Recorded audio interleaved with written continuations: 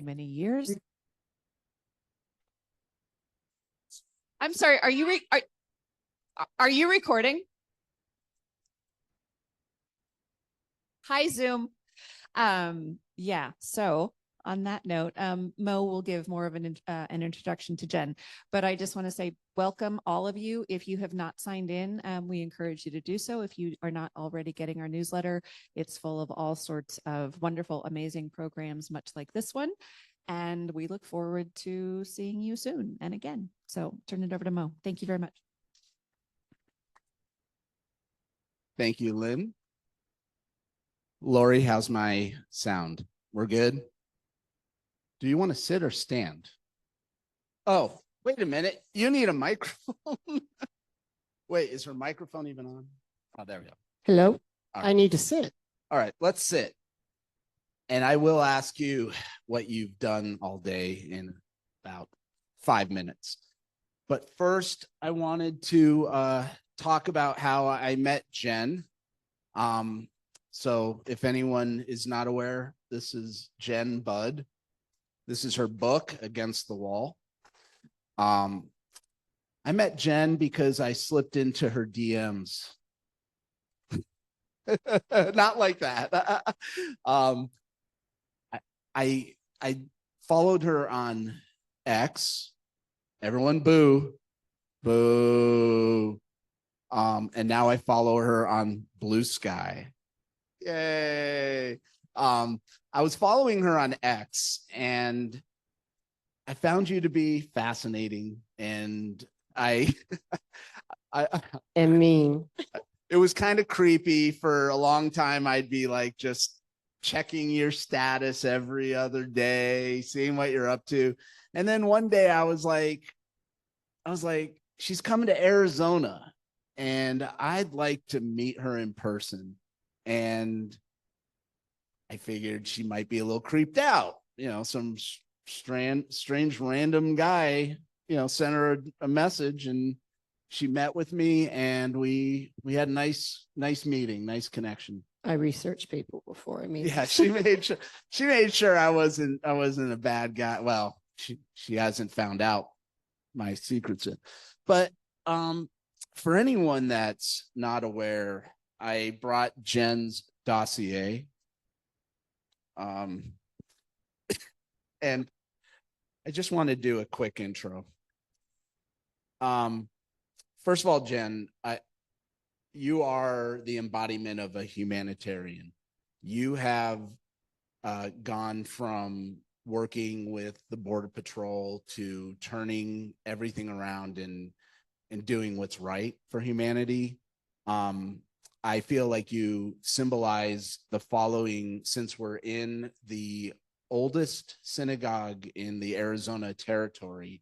This synagogue was built in 1910, for anyone that's not aware of that. I wanted to say that you symbolize the following Judaic principles from the Torah. Number one, God commands us to love your neighbor as yourself.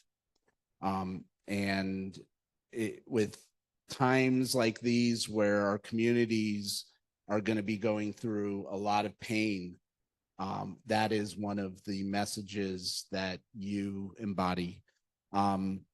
You shall not wrong or oppress the stranger, for you were strangers in the land of Egypt. Again, that's one of the lessons that I've always followed out of the Torah. And as Jews, we understand the plight of being an immigrant fleeing violence and oppression. We believe that the United States is a nation of immigrants, and how we treat the stranger reflects on the moral values and ideals of this nation, not from the Torah, from Mo's Torah. Or actually, I got it from ChatGPT. So anyways, without further ado, I just wanted to say Jenn was a senior Border Patrol agent with the U.S. Border Patrol in San Diego. She was an acting supervisory Border Patrol agent from 1995 to 2001. She ultimately resigned in protest after witnessing rampant corruption and brutality on a daily basis. including against herself. And she has come to realize that the U.S. is violating human rights and committing human atrocities with their immigration systems.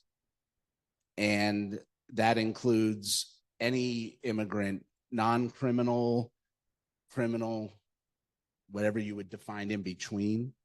And the legal pathways have been limited by this oppressive system that's been created, that has caused many migrants to have to cross through very dangerous territories and have become victims of the cartel. And Jenn has brought her books in case anyone wants to get one. And also you can get it at Amazon, I'm assuming? Anywhere. Anywhere. Yeah. So. And I did the Audible. That's cool. Was so hard. what brought you to us this week? Why did you come here? You asked me. Well, why did you come to Southern Arizona for this specific week? For this specific Yeah, week. why So this week? the School of the Americas Watch comes down every year, and they remember, the victims of, I think, El Salvador. There's a lot of different victims that they remember, Nicaragua and so forth. And at the same time, they remember the Border Patrol victims as well. So there's a group called the Border Patrol Victims Network that was started by Doña Taire, who is the grandmother of Jose Antonio Elena Rodriguez. And he was shot by a Border Patrol agent as he was walking down the street, 15-year-old boy. And the Border Patrol convinced everybody in Tucson that he was a drug dealer, and he was not. And they got away with it. And no Border Patrol agent has ever been convicted of killing anybody on duty in 100 years of their existence. And there's a lot of reasons why. But I am very close with Doña Taire because I'm the agent that came forward about the illegal cover-up teams and exposed them.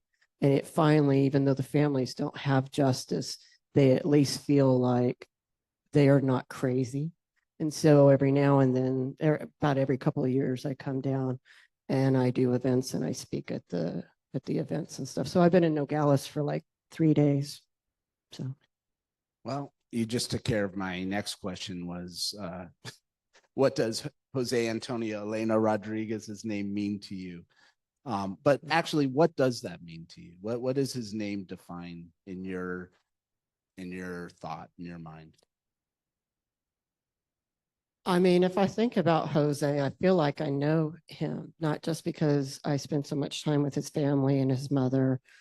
And I just think of how the United States has just torn apart so many families, including his. And so on the night that he was shot 10 times in the back, he was going to see his brother like he does every night after his brother got off of work, and they were going to go eat hot dogs and play video games. And his brother feels guilty about this. And over the years has had a problem with addiction, as has Jose Antonio's girlfriend from the time as well. And they had a young child together. And it just has torn apart the entire family. And the US government is like, well, when the bullet left the United States, the Constitution doesn't cover Mexico, so you cannot civilly sue. So this family is torn apart. They're partially living off the sale of my books. I give my money to them every time. And, now Doña Taire has Parkinson's. Her husband, Jose Antonio Sr., has had a stroke. And I just so emblematic of the injustice of the United States Border Patrol, quite frankly. Not only was he shot 10 times in the back, but it was across the border.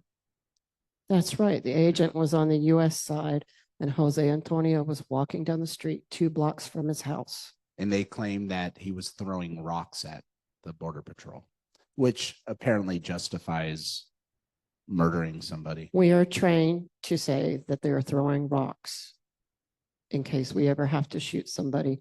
And let me be clear, it can be scary to have rocks thrown at you. I've had rocks thrown at me, but it's a pretty big area out there, as you've seen, and you can pretty much get out of the way unless somebody's standing on top of you and you're about to lose consciousness and they're going to hit you in the head with a rock. No Border Patrol agent has ever died by being hit with a rock, ever.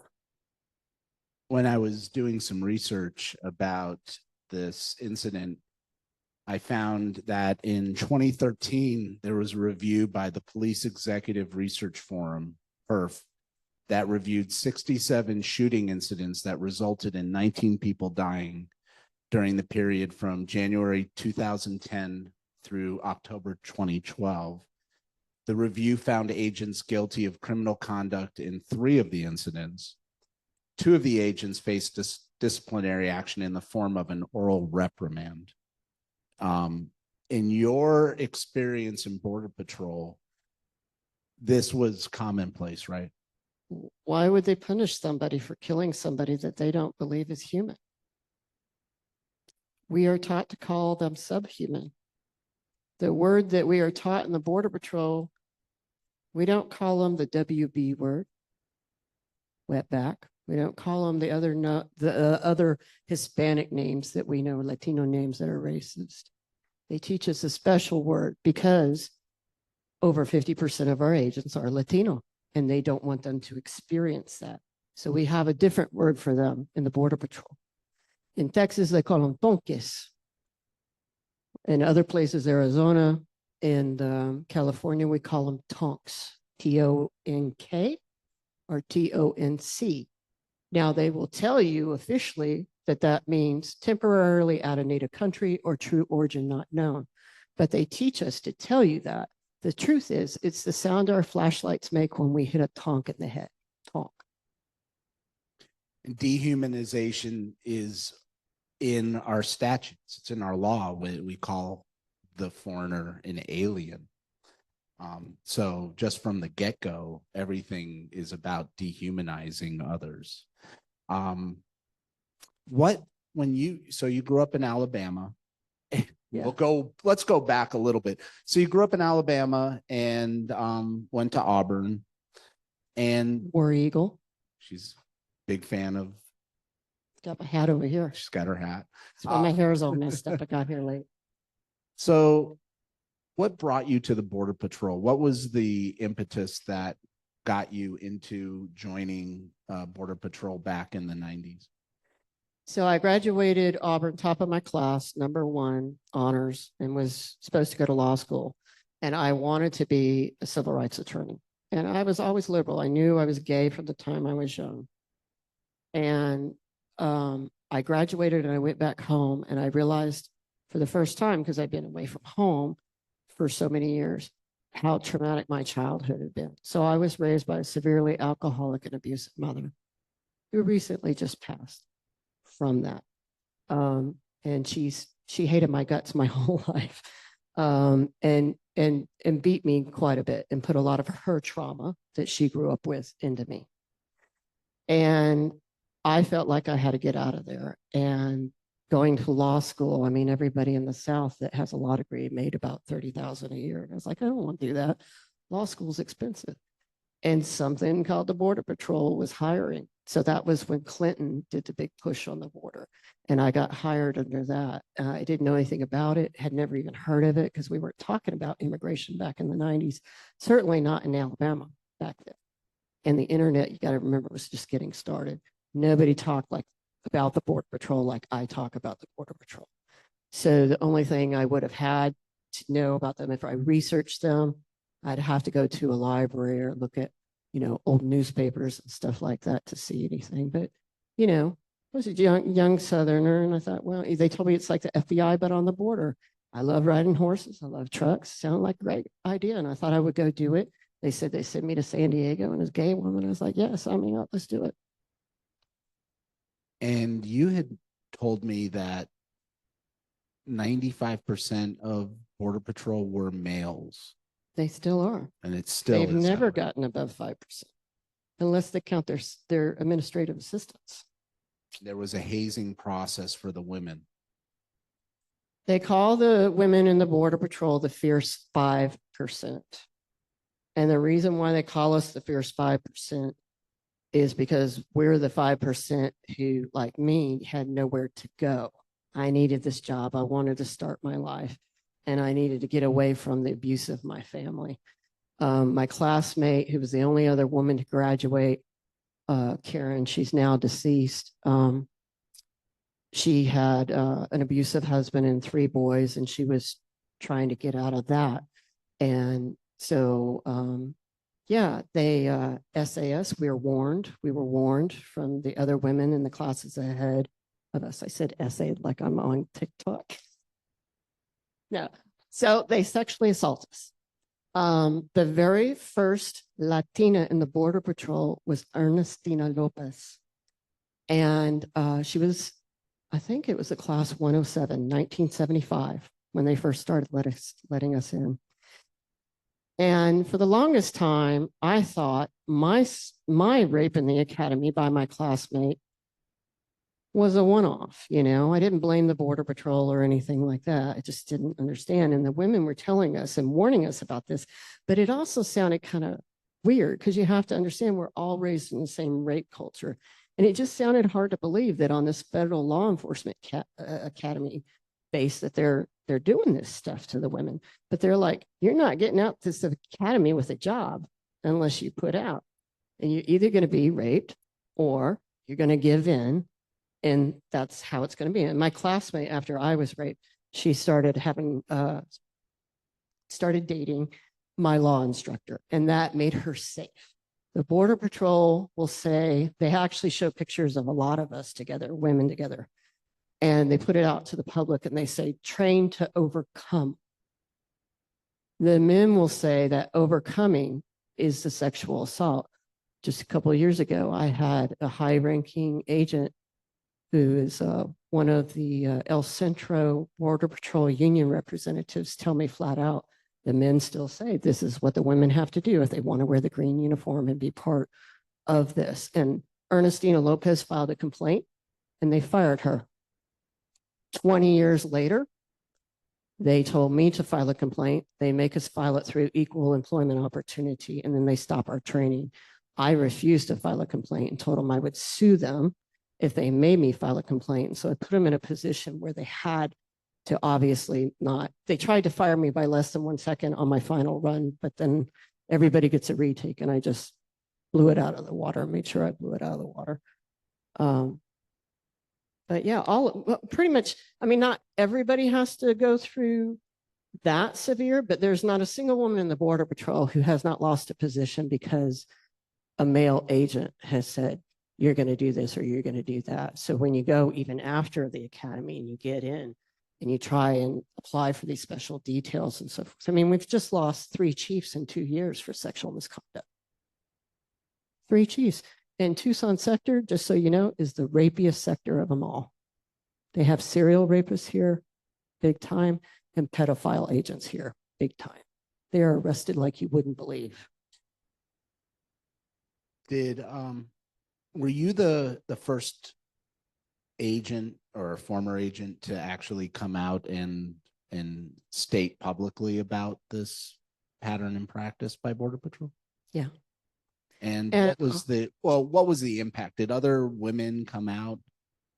Yeah, I had a lot of young women come out and say, you know, at first they're like, I don't agree with you politically because I think you like the migrants too much and this and that.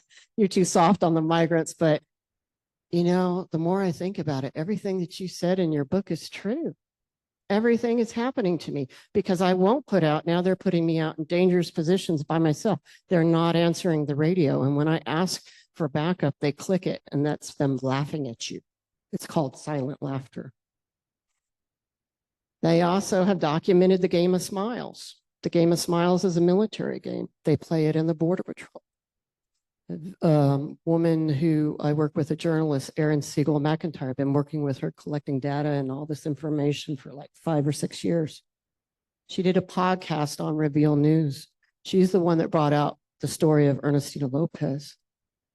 She's also the one who brought out the story of the game of smiles that the Border Patrol covered up in the year 2000 as they were going into becoming under CBP and changing after 9/11.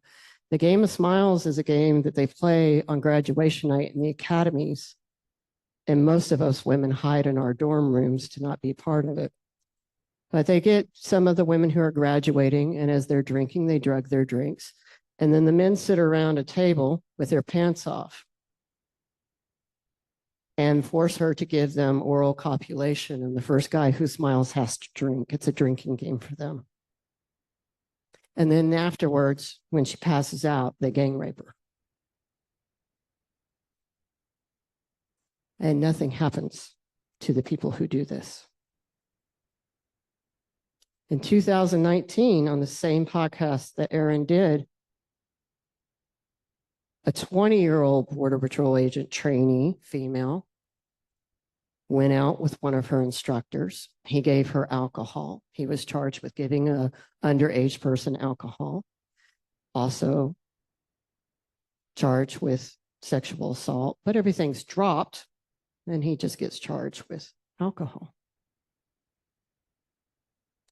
The after effect of living through this and the trauma that you and other women face, is there any data or statistics about how many women who get out end up like trying to commit suicide or anything of that nature?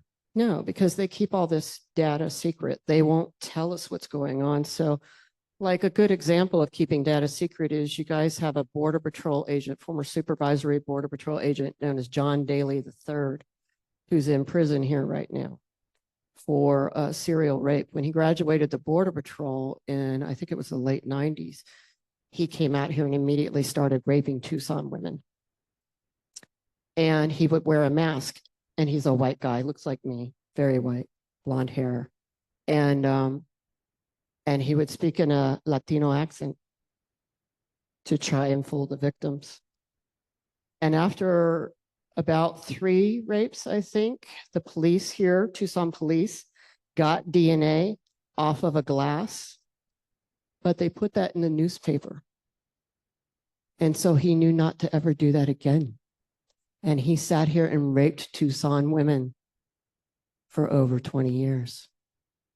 And the Border Patrol, and the only reason why they got him was DNA later somehow matched him. And he was retired at the time when they got him. This was just a couple of years ago. He's still in prison waiting all these charges, my understanding. Changing to maybe a little more uplifting topic. What lessons have you learned from migrants? Or lesson, like what sort of valuable lesson have you learned from, you know, helping or dealing with migrants, if you have any? I mean, are you asking me like as it when I was in uniform, or are you asking Just me now? Now, or even while anytime during your life, what sort of lessons have you learned that you could share with people about what migrants, you know, stand for? When you're in the academy, they teach you basically, they indoctrinate you into all this stuff. Say, oh, they're just a bunch of criminals. There's a way to do it the legal way. They just choose not to do it. They're flaunting our laws and this and stuff. And so as a young 20-something-year-old person, if you don't know anything about why migrants come here, kind of, you know, and believing in American conceptualism, being raised in Alabama in the 70s, even though I was a liberal, it was like, okay, if there's a legal way to do it, why aren't they doing it?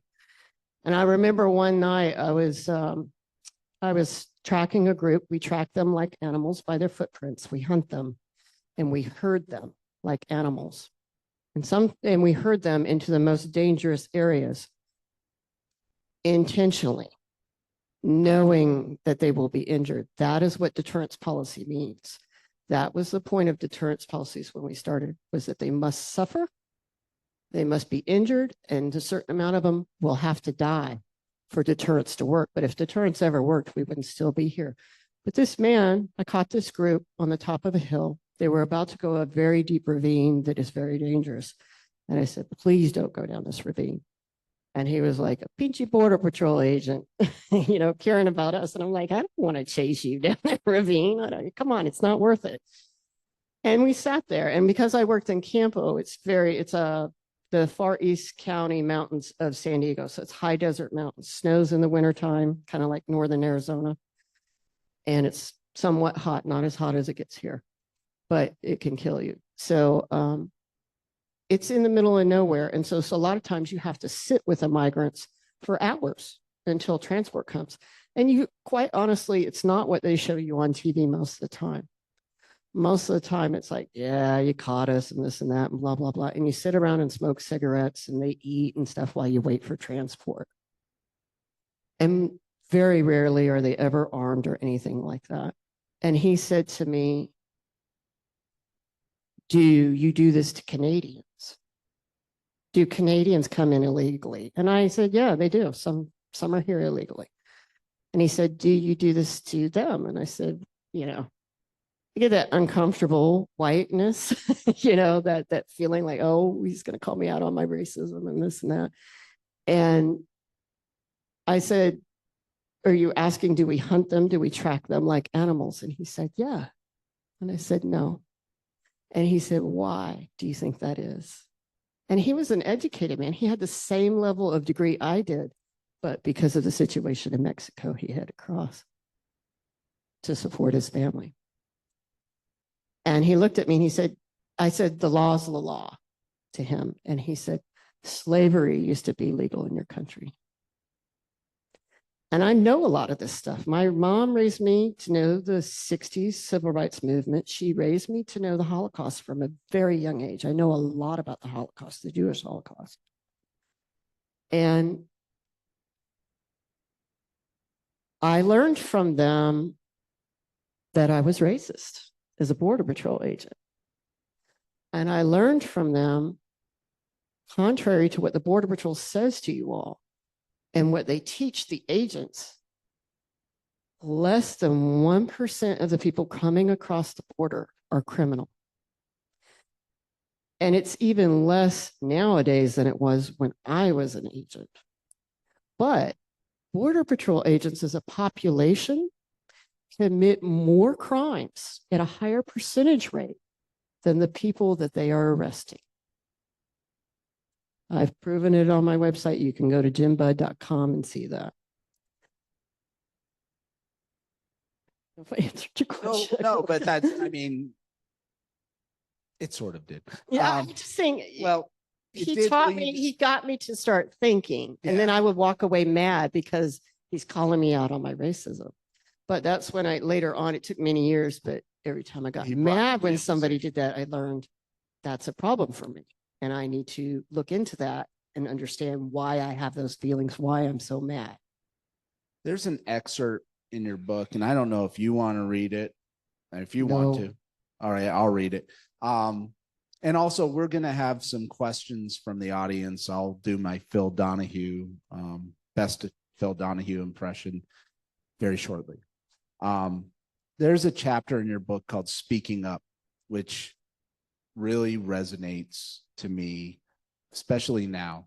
Now is the time. It's always been the time, but now especially in the wake of the election, that people need to speak up and people need to come out of their comfort zone like you have.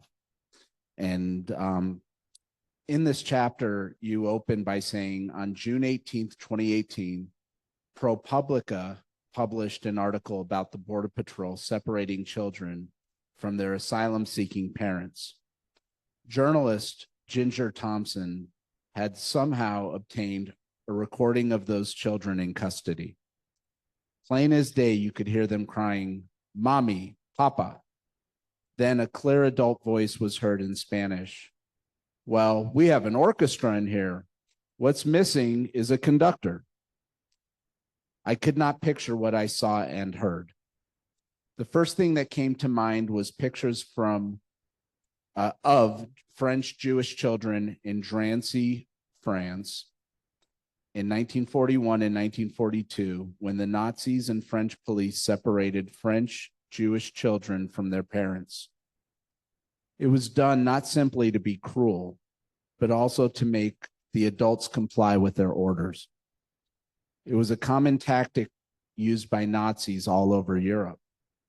Separate the children first, and parents would do anything they were told to try to save their kids. It was how dozens of soldiers were able to contain hundreds of people that could have surely overrun them had they wanted to, had it not been for their children. The adults got on those trains because they were told that their children would be following right behind them and that soldiers would not hurt them if they obeyed their commands. Eventually, they did all go to the same place, only it was to concentration camps like Auschwitz. I normally cringed when comparisons were made between the Border Patrol and Nazis. The label had a way of shutting out discussion, turning people off or making them reluctant to talk about immigration without backing into their ideological corners. I hadn't heard of or seen any concentration camps when I was an agent. And though I now disagreed with many of the patrol's policies, I did not think of calling them Nazis was appropriate or respectful to those who had suffered at the hands of Nazis during the Holocaust. Today, what would you call them? Yeah. They're getting pretty close, aren't they? It is. Are certainly oppressors. And I think something that should be said that it's very important is that I am both proud of my service and ashamed of my service. I help Border Patrol agents every day, and I help migrants every day. And this traumatizes everyone. This Border Patrol agents have the highest suicide rate of any agency. See my hands? Yeah. And the Border Patrol, when I first started talking about it, they were like, they didn't know what to do. And we are right now in a very deep, high border, 2 years of a lot of Border Patrol suicides. And because the book came out and they were noticing, people in the press were starting to notice this is a serious problem with them. The Border Patrol Union and the Border Patrol decided to blame it on Joe Biden, as if we haven't been doing this to ourselves since the 90s. When you train people to be oppressors, which is what we are training Border Patrol agents to be, instead of law enforcement with also humanitarian side to it, because asylum is a humanitarian issue, it is not a crime. They bring that stuff home to them. That's why they have the highest divorce rates. That's why they're killing their wives. We have a Border Patrol serial killer, a Border Patrol rapist, and so forth. A lot of the Border Patrol's problem is that they're brutal. And they love it.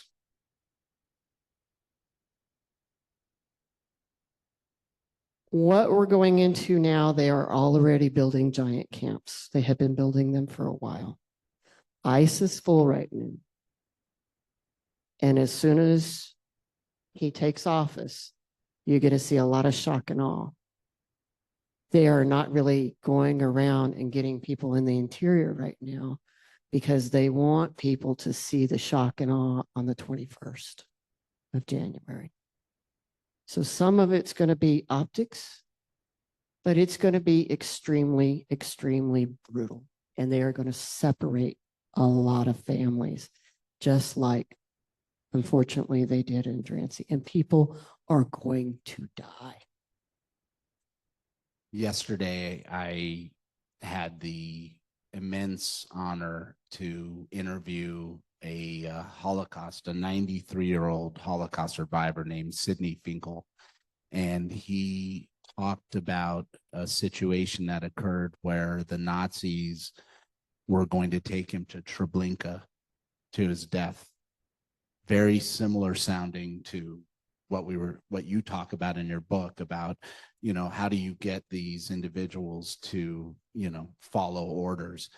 And he was lucky because his uncle and his dad were able to bribe the Nazi and not take him away. And that really resonated with me, especially, reading about what you wrote in the book.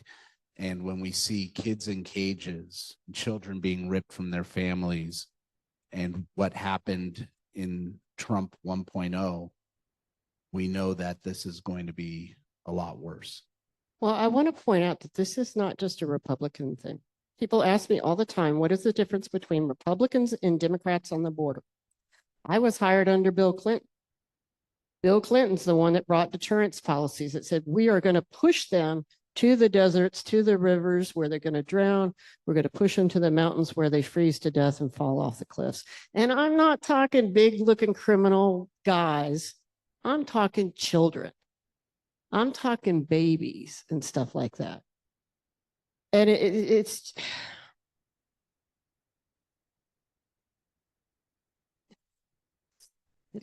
it is difficult. Thomas Douglas Homan.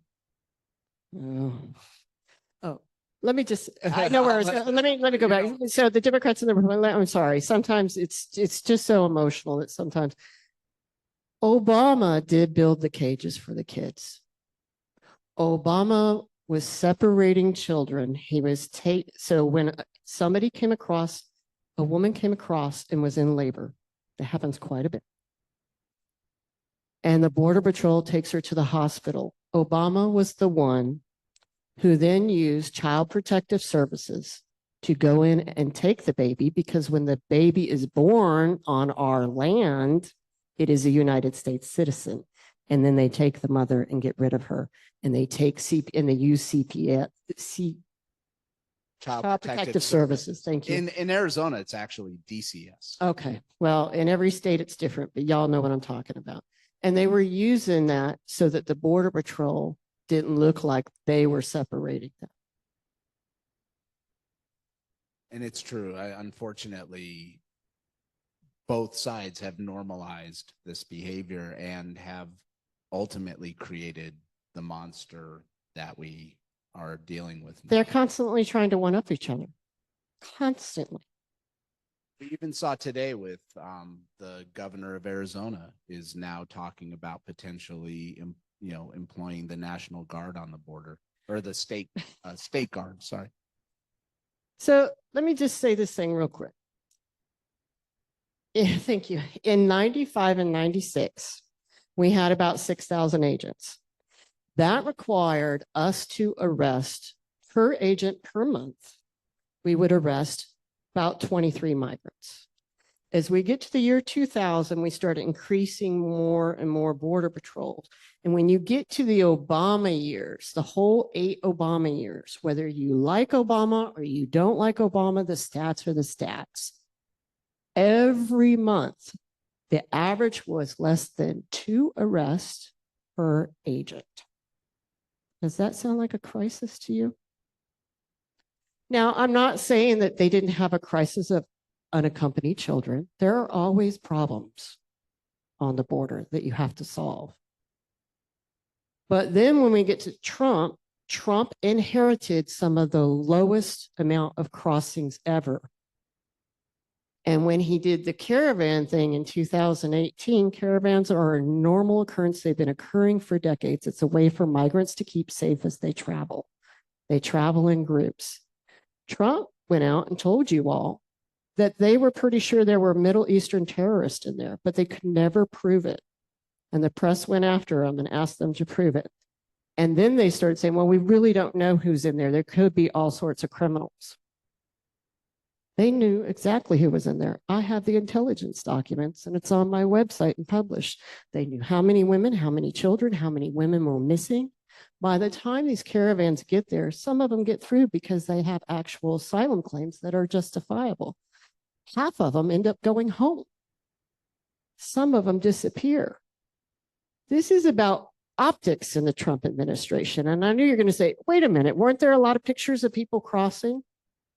Yeah, there were a lot of pictures. Do you know what happens when you pass laws and policies like Migrant Protection Protocol or Remain in Mexico? in Title 42? It closes the asylum system. So what do the migrants do? Every Border Patrol agent, CBP agent knows this. You close the asylum system or you meter it and limit it so much that they can't seek help in a timely manner, they will turn around and cross illegally. If somebody feels that they need asylum, whether they meet that legally or not, we're talking about how they feel. They're trying to save their family's life. They will do whatever it takes. And the law in the United States, according to asylum, is that they can cross the border and seek out an immigration agent and request asylum. It doesn't say it has to be at a port of entry. So when I was an agent and they did that, we had to process them and put them before an immigration judge. So when Trump passed MPP, if you look at the stats, it immediately per month goes from like 1.2, 1.3 average arrests per agent to it shoots up all of a sudden as soon as MPP passed. Then COVID hit and it dropped down.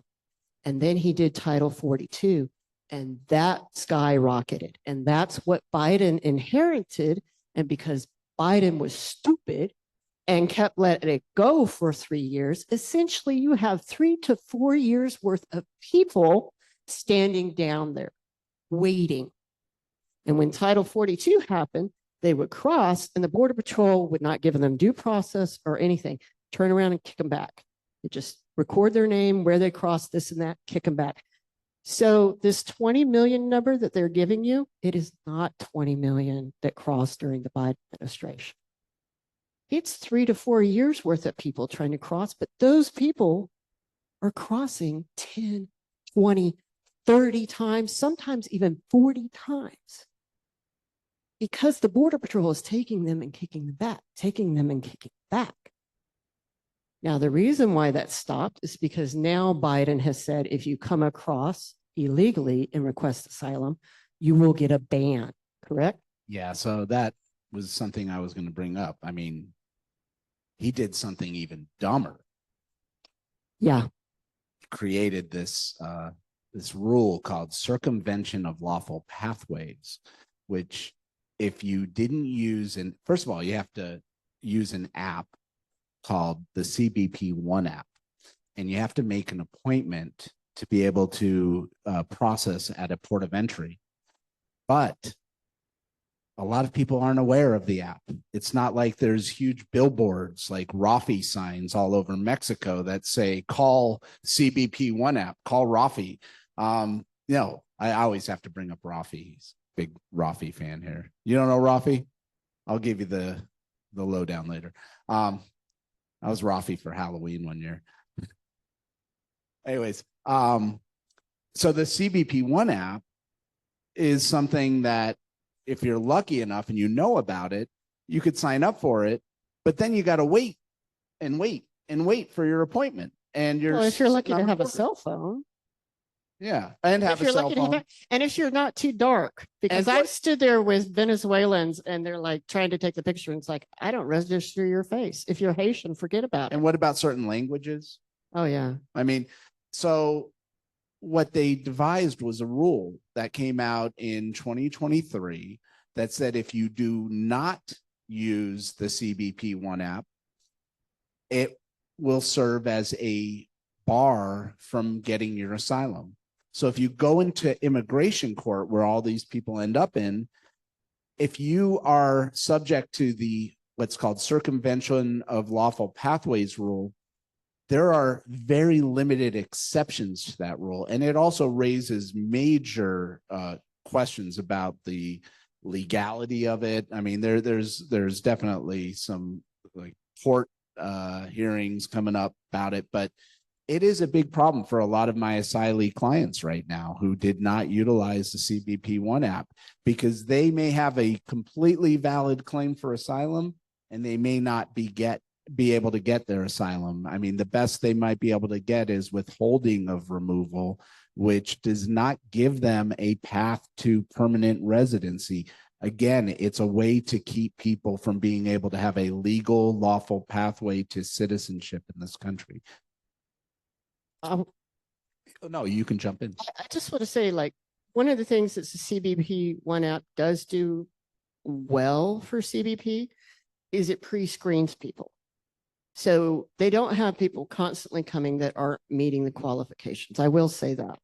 But it is being used for metering. Exactly. So it Right. may have a good intent, but it definitely also is being used in a kind of weaponized sort of.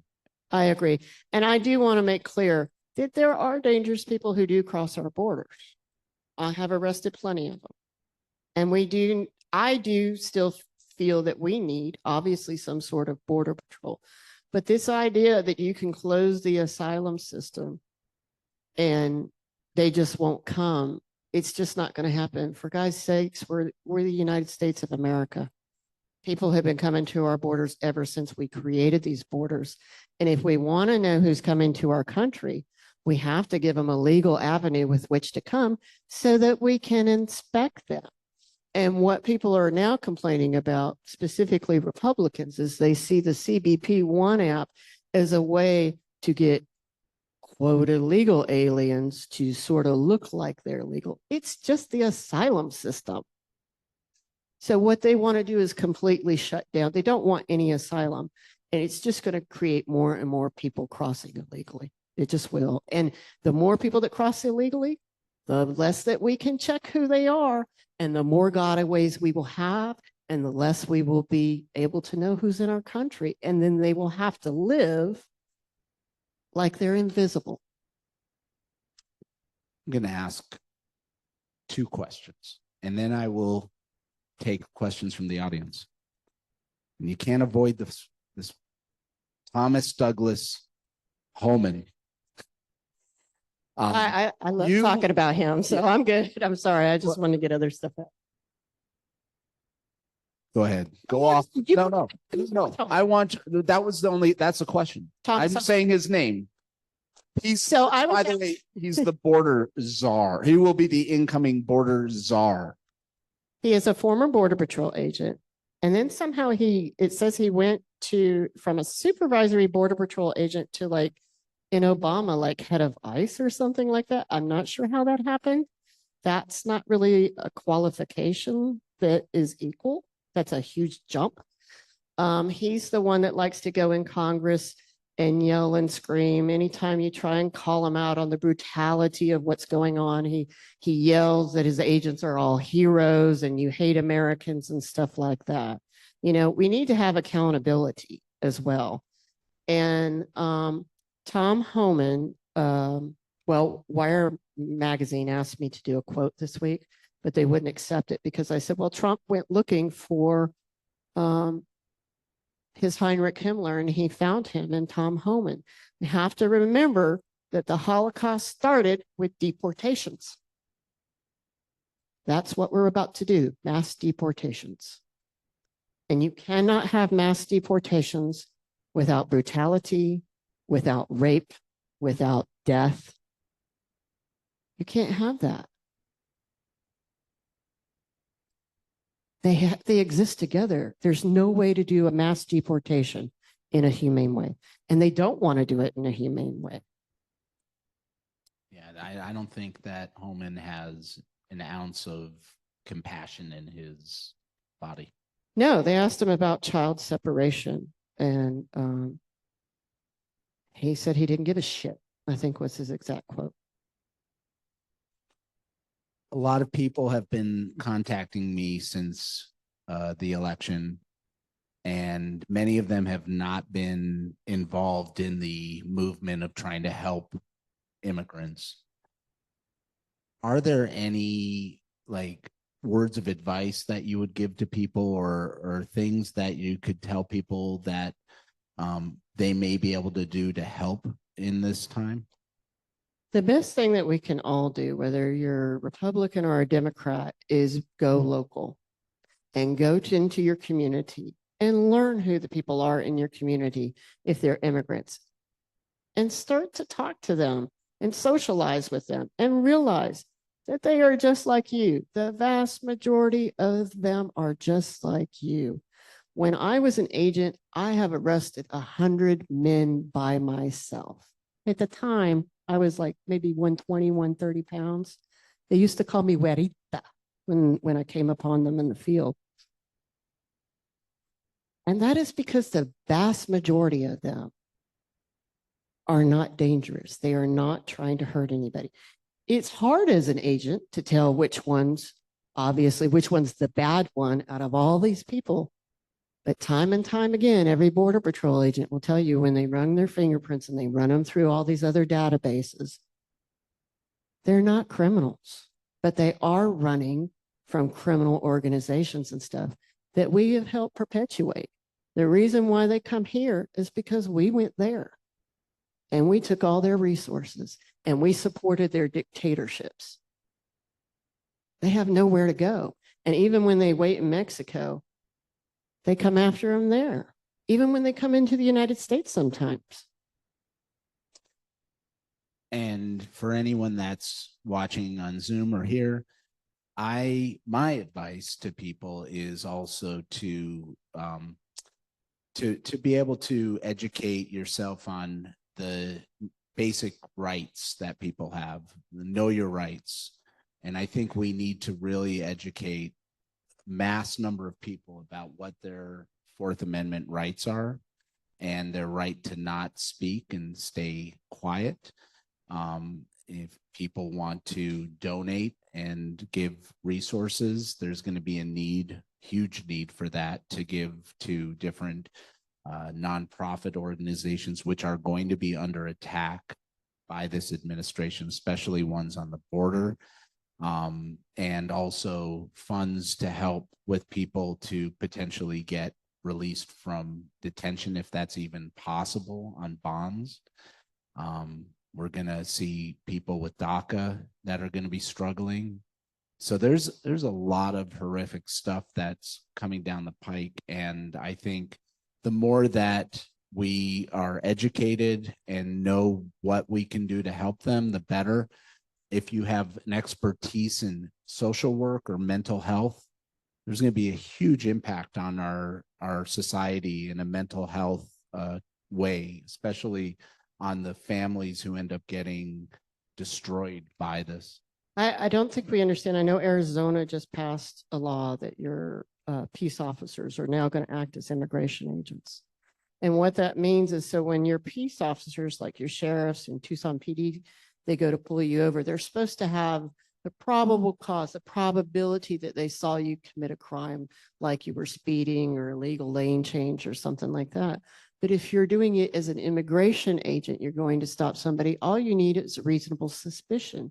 And you only need two elements for that. One of which could be proximity to the border, and the other one, which can legally be the color of your skin. According to the Supreme Court, they have decided 3 times that immigration agents can racially profile, which now means that your peace officers can be, today I feel like being a Border Patrol agent, maybe after lunch I'm going to be a peace officer. So maybe I'm going to stop you for that. Maybe I'm going to stop you for this. So what you are going to see in your communities is you're going to see children coming home and their parents are gone. What are we going to do with those kids? There's going to be a massive, massive need. Didn't that happen in Alabama, where that whole community was like kids were coming home from school and their parents weren't home? Yeah, Like when during- ICE came out of the helicopters and invaded a poultry plant and arrested everybody, but never holds the owners accountable or anybody. Yeah. That's what's going to happen in your communities. Before I take questions, I do want to say I had an interesting case that I just thought about, where the Border Patrol agent was in a vehicle that was unmarked, and he was driving on Swan near 29th Street in Tucson. And at that intersection, my client was in the middle lane, or it was the right lane. There was a turning lane to the right of him. The Border Patrol agent was in the middle, and his friend, my client's friend, was in the left turning lane. Border Patrol agent rolls up and he's got a canine in the car and the dog's barking at my client. And my client barked back at him, at the dog, naturally, because you want to bark at a German Shepherd. So he started barking back at him, and then he realized he needed to make a right turn. So he made a right turn, but he made it illegally. Made a right turn from not the turning lane. So he turns, he goes down the road a little ways, and all of a sudden he sees lights come on behind him. And the Border Patrol agent pulls him over, and the Border Patrol agent walks up to the window, and my client pulls out his Mexican identification card. And it turns out this is a young man who came here when he was about a year old, and he's now like 19 or so. And he takes his ID out, puts it up on the roof. And mind you, it's late at night also. So it's dark, and the Border Patrol agent, first thing he says to him is, "Why were you barking at my dog?" Not what's your citizenship? No. But then, of course, he sees the ID and he's like, "Oh, we've got, fresh meat here." So the young man is going to go to court and take voluntary departure, which is basically self-deportation. And I represented his mom in a different case. And I brought him in and I said, "You're not going to take voluntary departure. We are going to file a motion to suppress," which is typically used for criminal stops. However, in immigration law, your Fourth Amendment rights are not as well defined, and it's a lot easier for the government to get away with, like, in what I thought was an illegal stop. Like, what was his, reasonable suspicion that the guy barked at his dog, even though, how's that illegal? Yeah, I would say that's an unreasonable immigration stop. So the judge disagreed with my argument. We took it up to the Board of Immigration Appeals. We took it to the Ninth Circuit. And then finally DACA came, and he's still here. So one lesson that I learned from that case especially is there's always a way to try and fight these cases in court as long as we have that ability. And that's one of the fears we have with this new administration, is how they may amend the law. I think they're going to do a lot of expedited removals. Exactly. Is my understanding, which means they don't let you go before an immigration judge. The Border Patrol essentially decides you're here illegally and we don't care about your due process. Get the hell out. So who has a question? Start with you, and then I'll come to you. So I know there's litigation, but isn't like the Biden rule, like all these rules, the Title 42, aren't they a violation of our treaties? The Yes. Geneva Conventions, and Yes. and expedited is supposed to be like, isn't that illegal too? Yes, and including like even MPP, Migration Protection Protocol, that's against our treaties too, because it's basically violating non-refoulement, which is just a fancy French word for don't send people back to a dangerous country. We do that with Haitians. We're sending them back to die. So yeah, we're violating all sorts of laws and we don't care. So how does that get through the courts? Like, why is that? Why do I never hear the argument about Geneva Conventions? You'll have to ask an attorney. Have you seen our Supreme Court? Yeah, even before the Supreme Court went that way. It's hard to say. I don't even understand it myself. I don't know.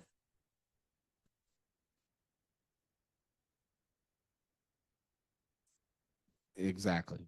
So here's something a lot of people don't understand is that I think people think that, when you're out there in the middle of nowhere and you come upon a group and they come in and they get processed and they say, "I need asylum. Can I have asylum?" And then you process them for that, right?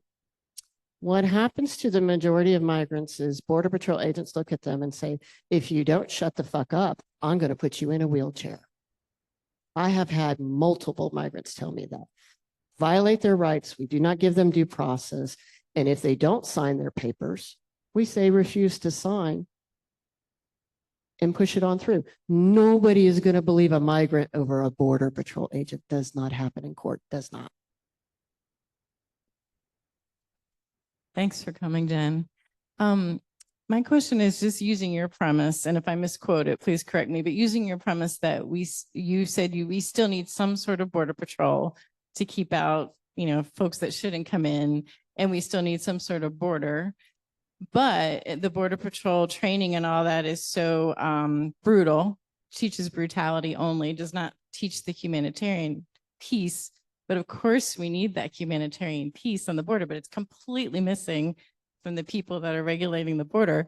How do we navigate that? Can we reform Border Patrol, or do we, my question is, do we need a much revised Border Patrol, but also a humanitarian piece of the government or whatever, to two different pieces as opposed to all of it being in one? I mean, they always say oh, we got this bill and we're going to deal with asylum and all these asylum seekers, and we're going to hire lots of Border Patrol agents. Border Patrol agents don't do asylum. That's CBP officers and asylum agents. I don't know crap about asylum as a Border Patrol agent, other than that I have to fill out their paperwork. And if I don't find any criminal records or anything, then I have to give them a notice to appear. So at the end of my book, I remember I was like, how can I get to my end of the book and say all this stuff about it and say, oh, the Border Patrol can be reformed? Part of me does not believe the Border Patrol. A lot of me believes the Border Patrol cannot be reformed, because the truth is you cannot get into senior management. You cannot get up there unless you've participated in the cover-ups and all these. So a lot of those, they're all dirty, dirty, dirty, dirty. You do not get into the high ranks of the Border Patrol without being willing to cover up all the nastiness. That being said, one of the things we could do is, when you get hired in the federal government, especially as a Border Patrol agent, it's Border Patrol agents who decide who gets to be Border Patrol agents. So we could take that away from them so that we can get more diverse people in there. Another thing we could do was open up the EEO files and the union complaints and find out which ones have all these allegations against them and stop letting them get away with stuff. So we can get rid of a lot of people if we chose to reform them. The other thing we can do is, because they run your fingerprints when you go and get a federal job, all police officers have to do that. Why don't we ever run DNA checks against CODIS? CODIS is the DNA bank. So if you get apprehended, or if you get charged with a felony, your DNA is entered into a national system. That's how they found your serial rapist here, John Daly III, the Border Patrol agent. So why are we not just doing DNA checks on anybody who wants to be a police officer? I can't tell you how many Border Patrol agents have been hired and they knew they were rapists. In fact, your Tucson chaplain here, 17 years. And then they finally found out he had raped his daughters. He was doing child pornography, not just watching it, making it. And he was the chaplain. He was the chaplain of all of Tucson sector, 17 years in the Border Patrol. He had raped a little girl when he was 14 years old, and they hired the MF. That's very common in the Border Patrol. So part of me thinks we need to try and do something, but another part of me thinks, I don't know what to do, but it's most certainly we need not so much humanitarian, but just being more aware of the indigenous cultures that are out here and what needs to be done and things like that. And they just need to understand that this teaching them that everybody is a criminal and always violent, because they do not teach us de-escalation. It's always escalation and how to get away with that escalation. It's a hard decision. I mean, I have a lot of people who tell me they believe in open borders, and I understand what they're saying, and I understand what they say about movement in freedom. And at the same time, I've seen some bad stuff on the border that I would not want to get into the country. So I think it's something we need to talk about, right? And not just label everybody as a criminal, but we need to talk about it. Jenn, we have a question from online that ties into some of the things you just talked about. Elizabeth asks, does the rape culture mindset of the Border Patrol agency extend to the agent's treatment of detainees? That is, in a systematic manner, not just one-offs. As you say, as awful as they are in and of themselves, has this been part of the deterrence? And is it now? Male Border Patrol agents, when they graduate from post-academy, their probationary period, so they've passed the academy, they get to their stations and they have a probation period.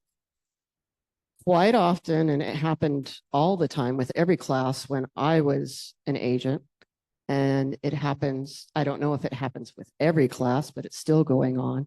The supervisors of your station will then collect money and they take you down to Mexico and buy you all the prostitutes and the blow and the alcohol you can have.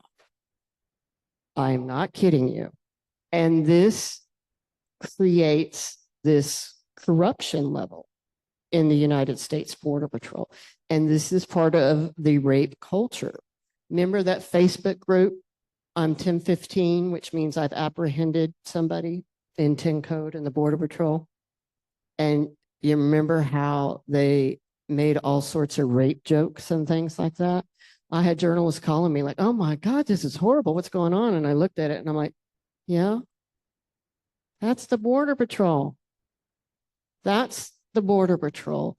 It is the rapiest culture that you've ever seen. But quite frankly, most law enforcement agencies are like that. Canada's Royal Canadian Mounted Police, they went through the same thing. Their women went through the same thing and they finally settled in court.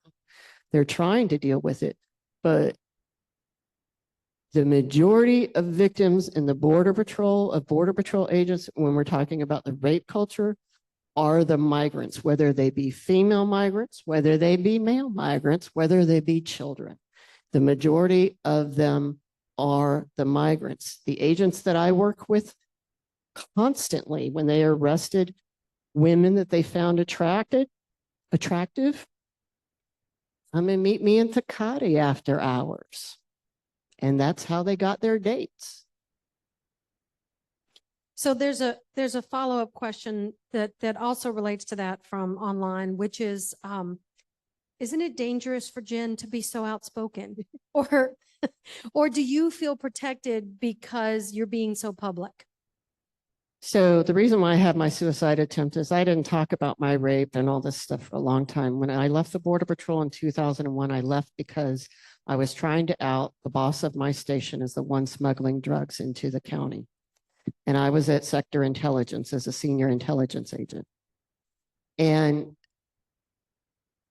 I ended up having to leave because the Border Patrol gave me the opportunity to take a promotion to shut up, or they would take my life. And they put me out on the border and shot at me and gave me a warning. And that boss showed up and did that to me. And I decided I had to leave. And I kept all these things somewhat secret. My wife didn't even know for the longest time that I had been raped in the academy.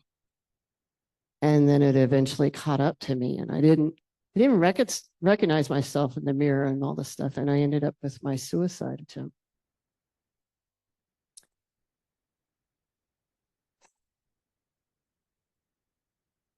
Can you repeat the question, please? I better bring her microphone back.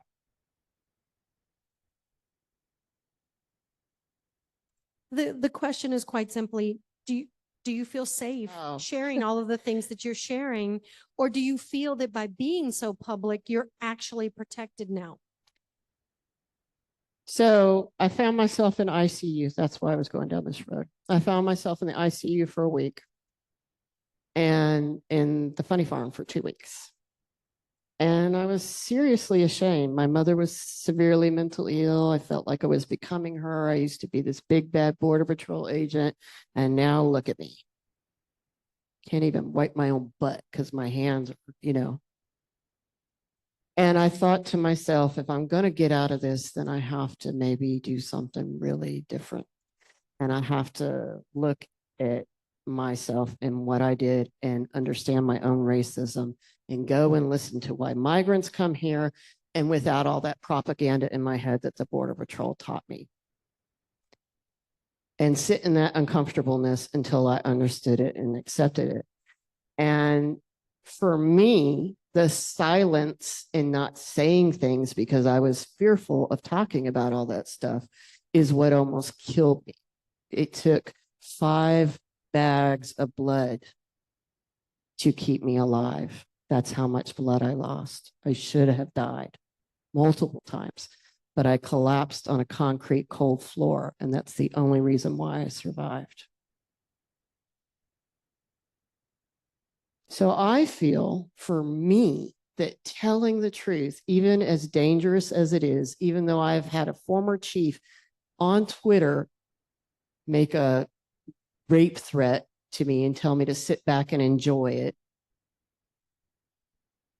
I feel that telling the truth is the only thing that saves my life. And so that is why I'm doing it. We're going to take 3 more questions. We're going to take yours, yours, and yours. But before we do that, this takes me back to being unafraid. And one of the reasons we got DACA and have pushed really hard, and I think a lot of people are aware of the plight of dreamers, is because the dreamers were undocumented and unafraid.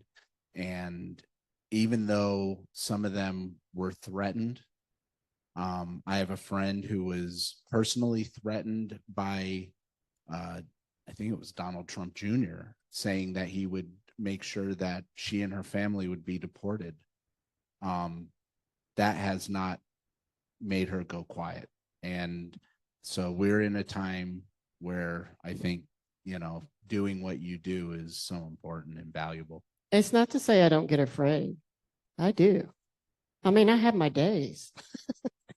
I have my days where I'm like, what am I doing?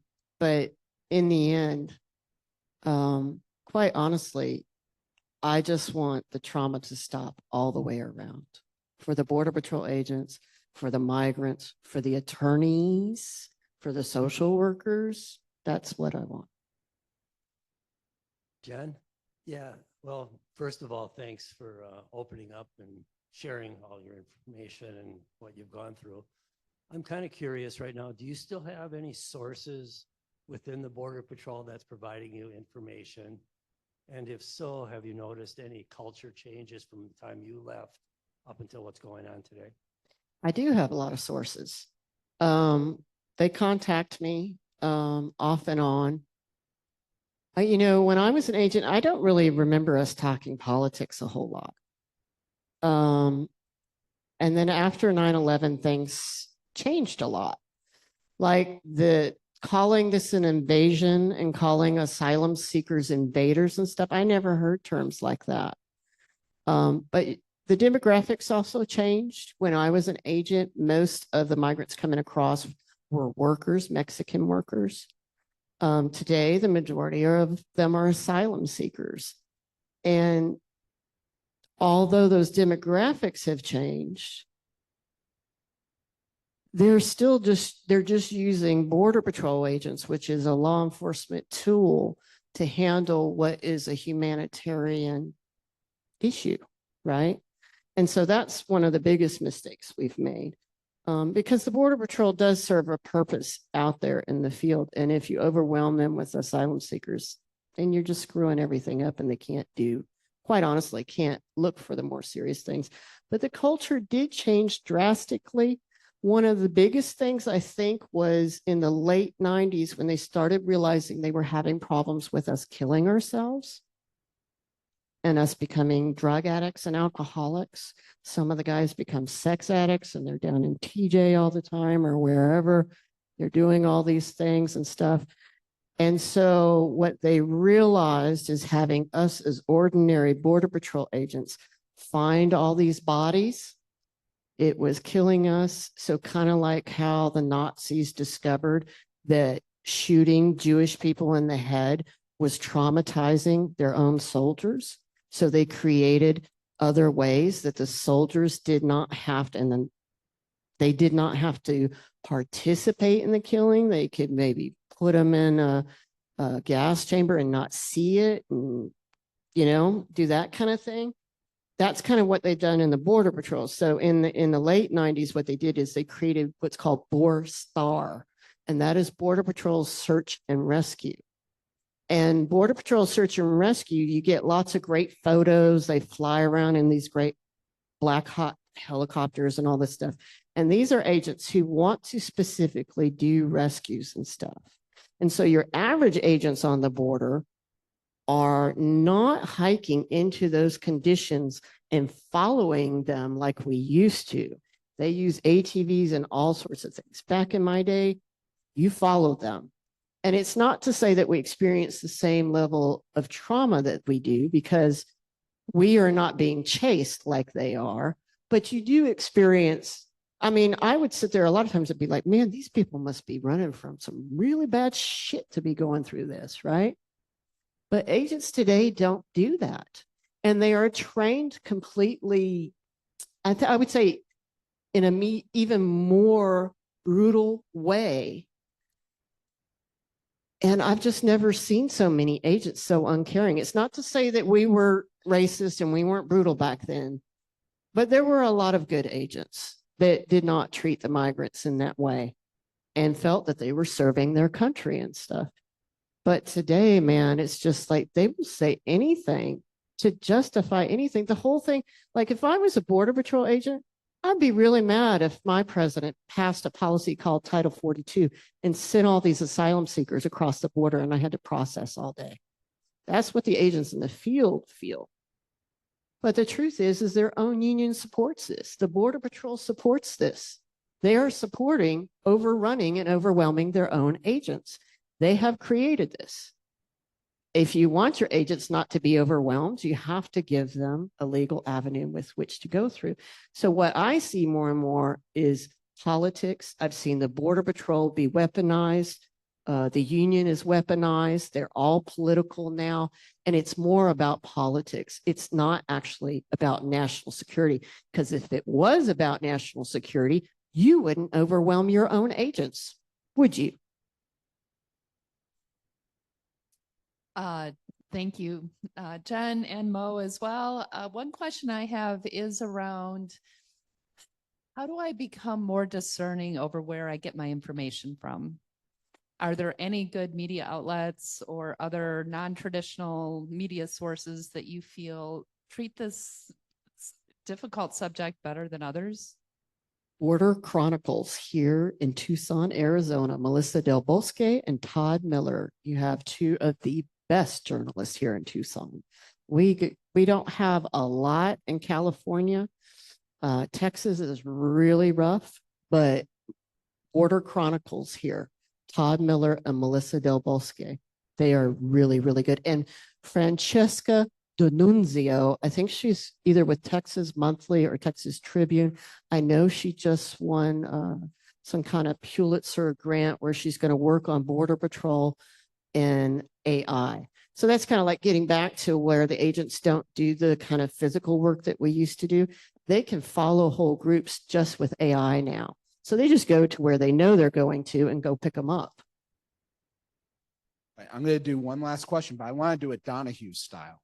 So I will hold the microphone. So I understand that you were raped in training. Is that a common practice with female agents, that like are female agents getting also not just the migrants, but getting raped, or are they causing some of these issues as well? And has anybody been held accountable who raped you or who abused you or any of that? No, he ended up being a supervisory Border Patrol agent. He retired and he has a pension, just like the former boss at my station who was smuggling drugs. Just like these chiefs who were just removed. You know why they were removed? They were being investigated because women came forward and said, these chiefs are pressuring us for sex. So that is progress. I've never seen that in the Border Patrol. That's progress when multiple women come forward to take down chiefs.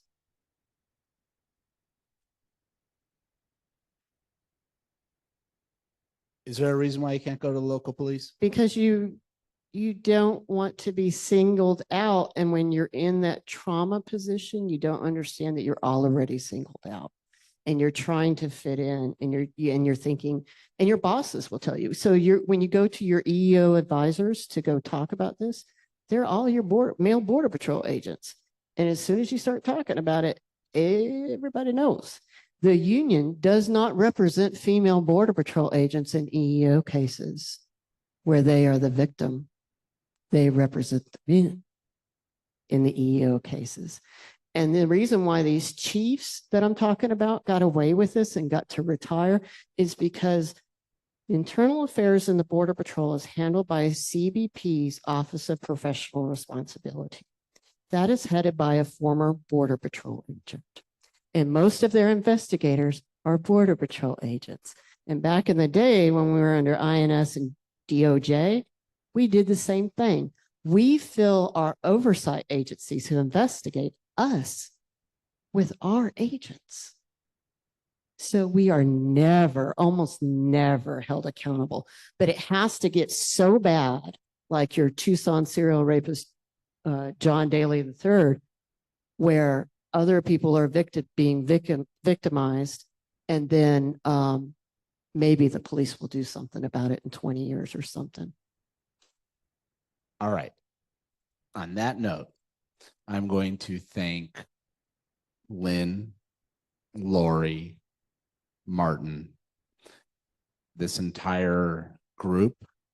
Who else? Am I missing anybody? Nope. For putting this on. I want to thank you, Jen, for being here. Let's give her a round of applause. Thank you.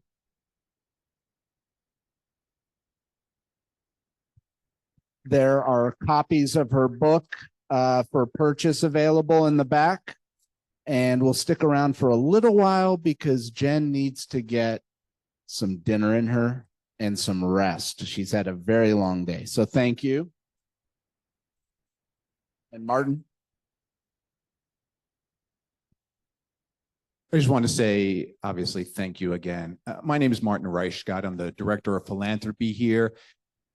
And to have these challenging conversations in this building, this 114-year-old building that has seen generations of civil rights movements and multiple populations come through Barrio Viejo, this is living proof of who we are here. And we appreciate you coming. I want to make sure everyone knows that we have trifolds and leaflets about upcoming challenging conversations. Most of you, it sounds like, haven't been in our building before. We want to invite you back and learn more. Come when we're open here, come to future speakers and be part of our community because we truly appreciate you and we look forward to seeing you again soon. Thank you.